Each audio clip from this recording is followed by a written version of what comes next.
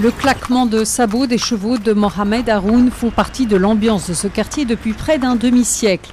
Son grand-père, puis son père, ont desservi ces mêmes rues avant l'indépendance, quand les voitures attelées étaient le transport des rois. Aujourd'hui, l'avenir de ces tongas est menacé. Les autorités les considèrent comme une nuisance publique et ont exigé que leur activité cesse.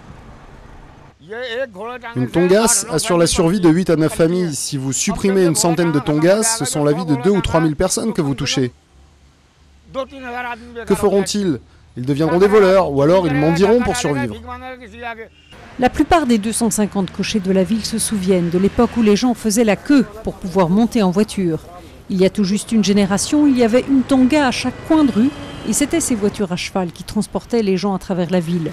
Mais avec 350 000 nouvelles voitures qui arrivent sur les routes de la capitale chaque année, les tongas ont été relégués dans la catégorie du pittoresque. Nous ne voulons pas détruire leurs emplois, mais le fait est que ces engins sont complètement dépassés. Et d'ailleurs, il n'y a plus vraiment de clientèle de nos jours. Certes, les tongas sur les routes n'arrangent rien à la circulation.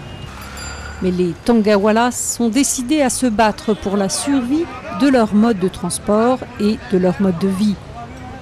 Ils ont déjà fait fi de 2 échéances avec menace d'expulsion. Ils affirment qu'ils n'ont tout simplement pas d'alternative. Nos attelages ne gênent personne. La municipalité nous met la pression, mais nous ne bougerons pas. Plutôt mourir ici. Dans une ultime tentative de sauver leur métier, les Tongawalas ont porté leur dossier devant la haute cour qui devrait se prononcer en juillet. Déterminé à se battre, Mohamed Haroun sait aussi, du haut de ses 58 ans, qu'il faudra tôt ou tard lâcher les rênes.